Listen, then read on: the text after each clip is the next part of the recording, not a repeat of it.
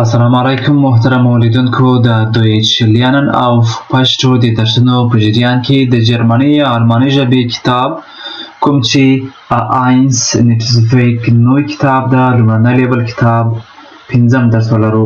پنځم درس د کپیټل سوای یا دویم څپرکي یا دویم چاپټر مربوط ده. د دویم چاپټر دوه درسونه هم تیر شوي دي او لومړنی چاپټر چې په دوو درسونو کې مشتمل و هغه درسونه هم تیر شوي دي. کولای شئ هغه درسونه د ډسکرپشن باکس یا د تشریح د برخې نه په لیدلو سره کولای شئ هغه درسونه باندې کلیک وکوئ هغه تیر درسونه هم وګورئ ترڅو د همدې آینس لیول کتاب درسونه درڅخه پاتې نشي. نو راځئ نن به د دویم څپرکي یا چاپټر پنځم درس ولرو. دلته د کپیټل سوا یا دویم څپرکي په پنځم درس کې هغه ځینې برخې په څلورم درس کې تېرې شوي دي. نو دلته به هغه برخې ولولو بیا به مخکې ځو. arbeiten Sie zu zweit یعنې دوه کسان په ګروپ کې کار وکوي یعنې په ګروپي شکل سره. Partner A sammelt Informationen aus Text A und B یعنې لومړنی کس هغه معلومات یو ځای کړي راغونډ کړي له خط اول او له A او B نه. Partner B یعنې دویم کس sammelt Informationen aus Text C und D یعنې دویم شخص یا کس هغه معلومات له C او D برخې نه راغونډ کړي. نو ټیغن زی او ولیکئ په هغو کې موږ همالته ولوستل په څلورم درس کې چې تا وظیفه څه ده چیرته کار کوي چیرته اوسیږي همهغه معلومات یې همدې کسانو په اړوند باندې دلته یې بیا راوړي دي. دلته لرو یعنې امینا لیون فابیان او ماګدا همدا کسان دي کوم چې په څلورم درس کې هم تیر شوي دي. دلته وایي چې واسست یعنې دا چیرته ده یا هم زی فون بیغوف یعنې دوی له یا هغه له کار څخه یعنې کومه وظیفه لري.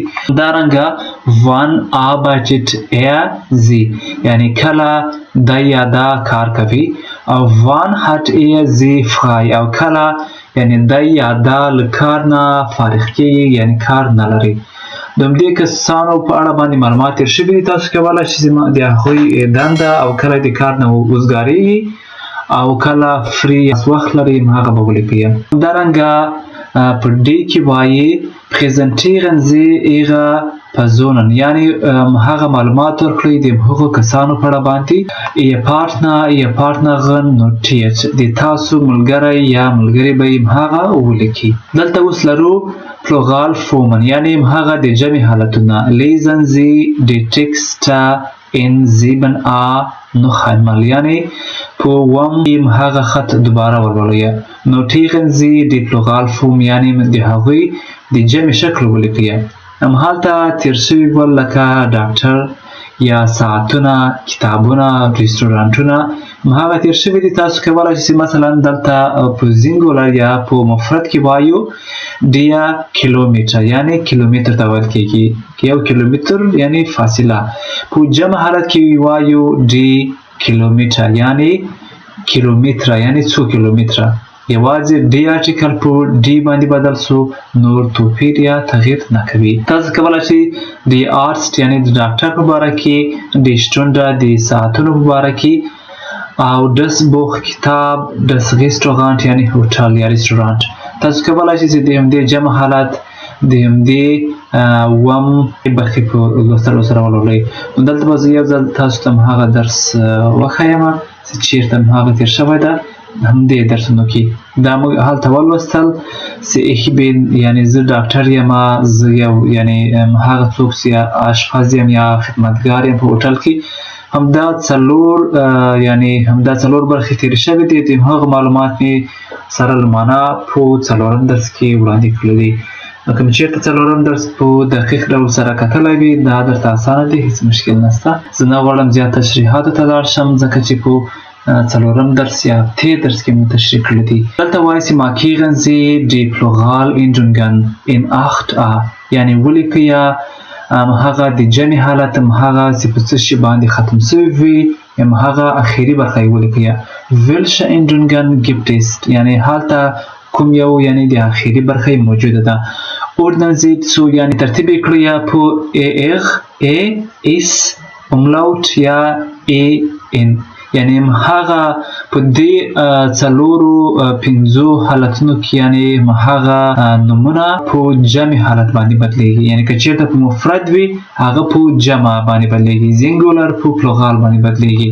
په دې پنځو هغه برخو یعنی چې په ختم شوی وي په ځینو برخو کې املاوټ سره اضافه کیږي، په ځینو کې ایس او په ځینو کې هغه نوري برخې. دلته یو خبرتیا ده lernen Sie Nomen immer mit Artikel und Plural، یعنی همیش نومونه یا اسمونه د هغوی د ارټیکلونو او د جمع حالت سره یاد او زده کړئ. نو که چیرته هغه نومونه موجود وي هغوی د ارټیکلونو او د پلورال فورم یعنی د جمع حالت سره زده کړئ چې هغه به د سره ډیره مرسته وکوي.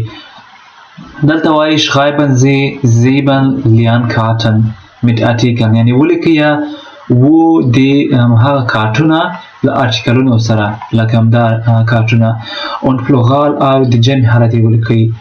üben Sie dann zu zweit، یعنی بیا یې دوه تنه هغه تمرین کړئ. مثلا دلته په دې کارت کې وایي د آرست یعنی ډاکټر، د هغه جمع حالت څه ده د ایرسټه یعنی ډاکټران، یعنی زیات ډاکټران د یو نه زیات.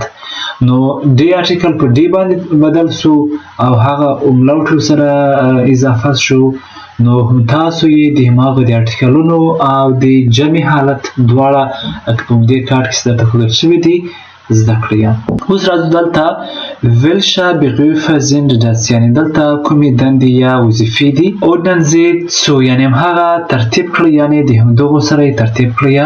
kennen Sie noch andere Berufe، آیا تاته نور کوم کسبونه یا وظیفې یا دندې آیا معلومې دي؟ دلته انفورمیټیکا یا انفورمیټیکرین یعنی هغه د آیټي سکتر هغه کس په آیټي سکتر کې یا په آیټي برخه کې انفارمیشن ټیکنالوژي کې پروفیشن لري. انجینیر یا انجینیرین یعنی انجینیر یا انجینیره. لیغه استاد لیغرن استاده. فکویفه یعنی دکاندار یا پلورونکی. فکویفرین یعنی هغه خزینه. ارکیټیکټ یعنی هغه کس په ارکیټیکچر کې زده کړې کړې وي یا ارکیټیکټن یم هغه خزینه. فریزوه یعنی هغه سلمان کومې چې ویښتان جوړوي یا فریزوه یعنی هغه ښځه. تاسو کولی شئ چې د همدې کسبونو نه د لاندې تصویرونو سره مثلا دا کس ده یا همدا کس ده په تصویرونو کې واضح معلومیږي، کولی شئ چې د همهغه په هغه برخه کې سره ولیکئ.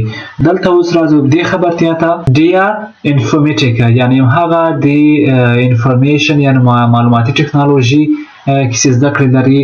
که چیرته هم هغه نارینه وي ډي ارټیکل سره راځي، که چیرته بیا هم هغه ښځینه وي ډي انفورمیټیکرین یعنی هغه ښځه چې په معلوماتي ټکنالوژي یا انفارمیشن ټکنالوژي یا آیټي سکتر کې زده کړې ولري. نو تاسو کولی شئ چې هغه د نارینه او ښځینه نومونو سره توپیر او جدا کړئ. دلته اوس راځو fragen Sie Ihren Partner، یعنی تاسو د خپل ملګري Ihren Partner یا د خپلې ملګرې نه پوښتنه وکوئ، هغه ولیکئ. berichten Sie dann im Kurs، یعنی بیا په هغه کورس کې تاسو د هغه باندې نظر ورکړئ، هغه ته مشوره ورکړئ یا هغه ته فیډبک هغه کار چې موږ اجرا کړی وي هغه ته یو معلومات وړاندې کړئ.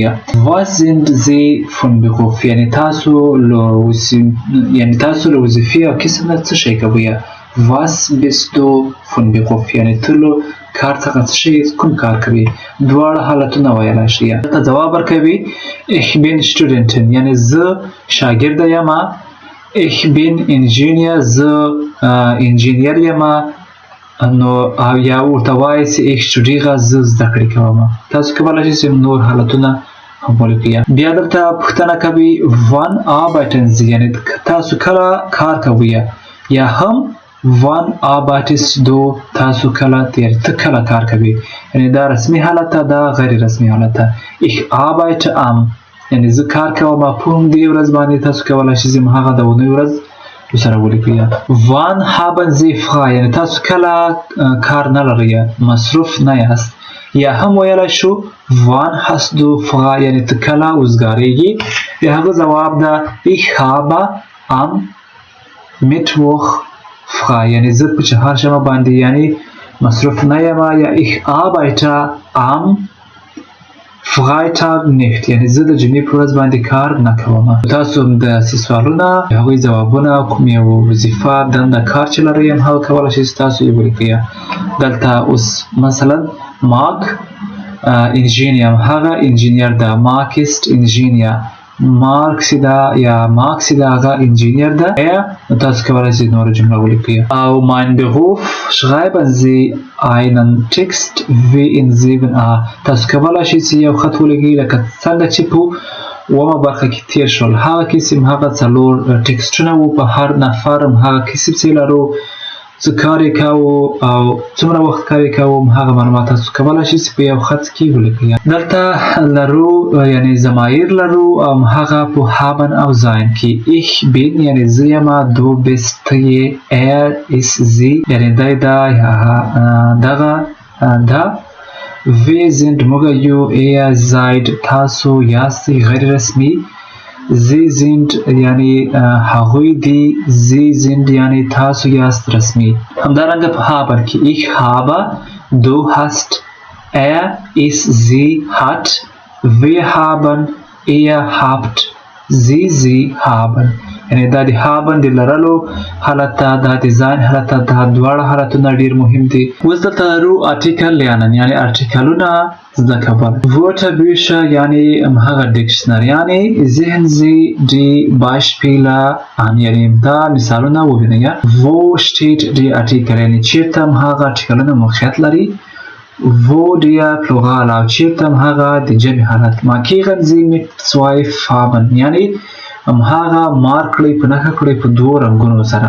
دلته اوس وایي Krankenhaus یعنی روغتون. Das Krankenhaus یعنی روغتون ته ویل کیږي.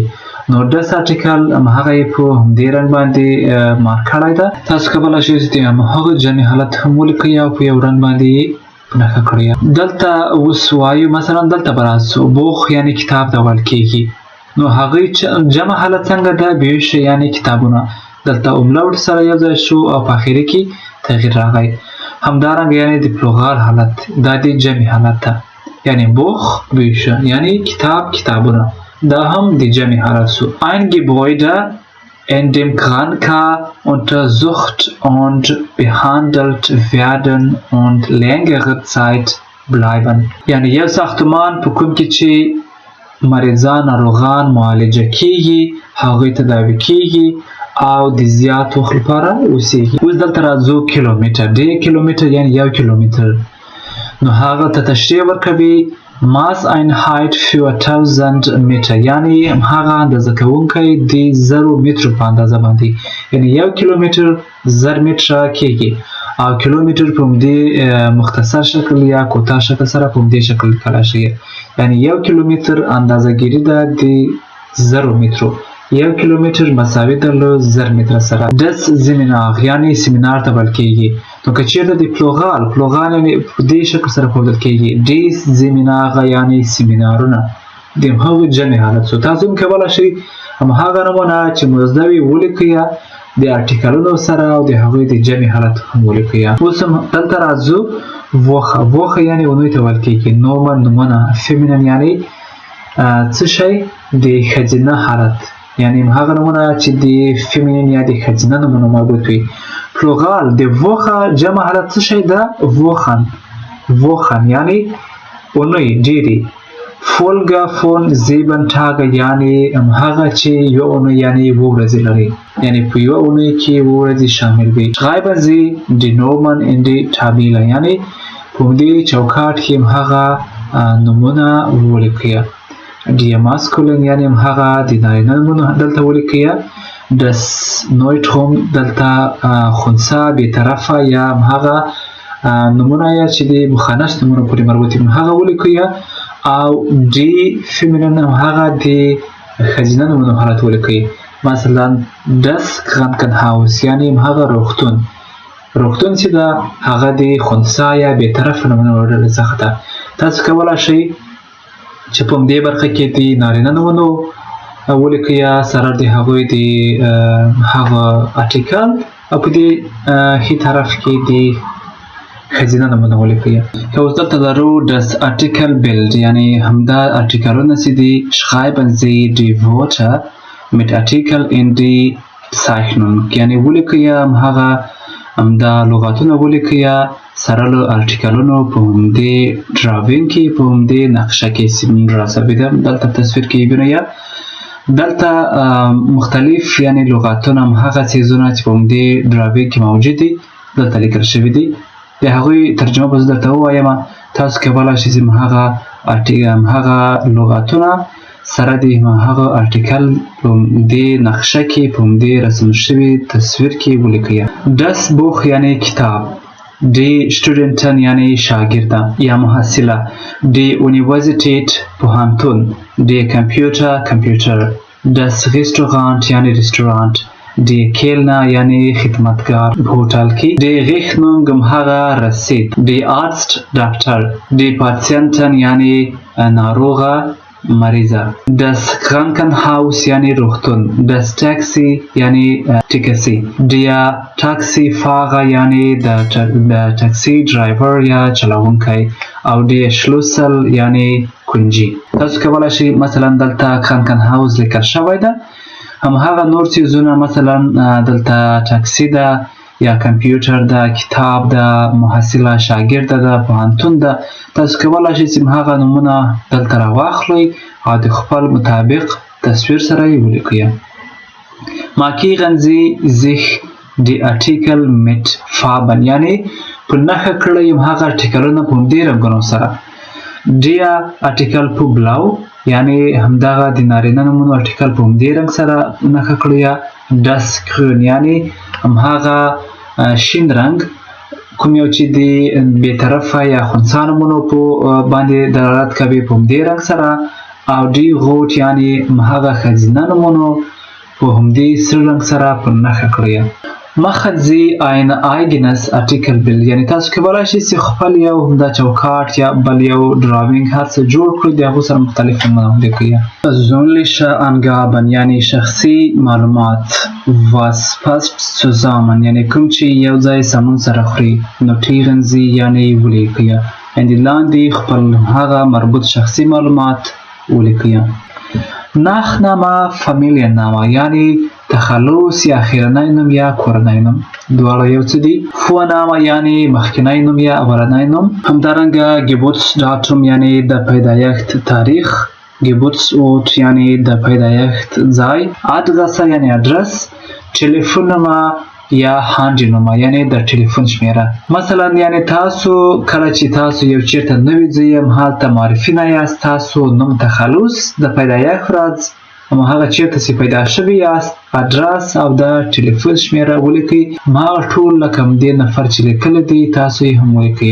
Sport Club Fit یعنی د سپورت کلب فیټ په نامو.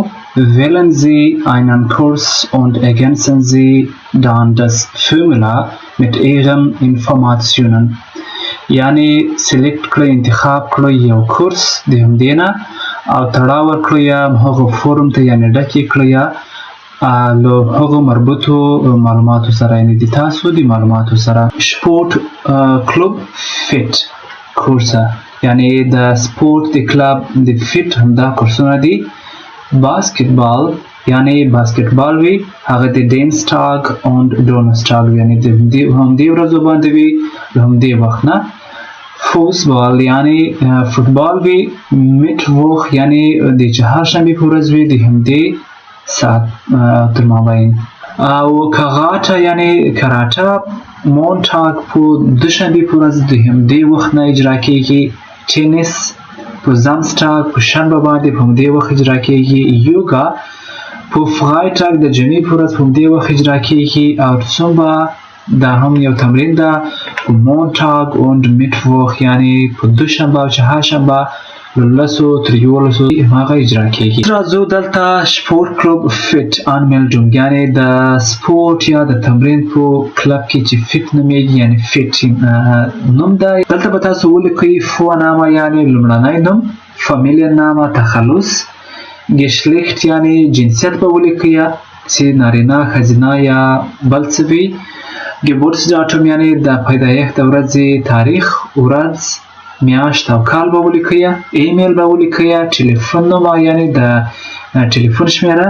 ادرسه هغه کې به Straße, Hausnummer, Postleitzahl او Wohnort یعنی مکمل ادرس به ولیکئ او Schule, Firma یعنی مکتب یا هغه کمپنۍ چې هر څه وي کورس به ولیکئ یعنی د کوم کورس کې یعنی تاسو شاملېدل غواړئ په همدې چوکاټ ته وګورئ تاسو فوتبال کوئ یا والیبال کوئ باسکټبال کوئ هر څه لیکئ او ټاګ یعنی ورځ په کوم ورځ باندې تاسو غواړئ نو دلته تاسو کولی شئ چې د تمرین د کلب یا هغه فټنس سټوډیو کې تاسو داخله وکوئ هلته ځان راجسټر کړئ په همدې شکل سره دا ډیر ضرور ده تاسو هر چیرته چې کوم یو رجسټریشن کوئ دا همدا معلومات لیکل درته ضرور وي لطفا همدا برخه صحیح ډول سره زده کړئ او ټول معلومات صحیح لیکئ دلته راځو د نیټزویک یعنی هغه نیټورک دی همدې کتاب دا برخه بار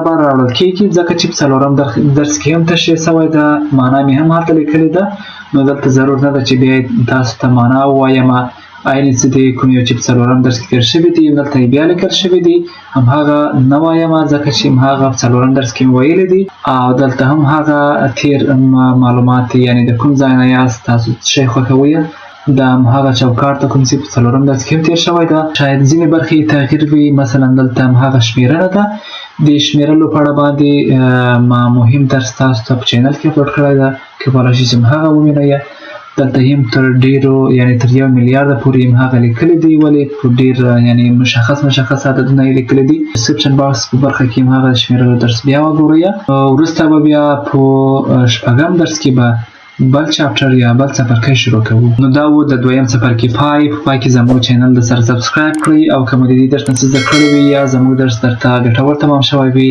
حتما یو کمنټ وکوئ که په کمنټ کې نور څه نشئ لیکلی یوازې د لایک نښه نو هلته ولیکئ نور نو ښه وختونه د بیا درس پورې د الله په امان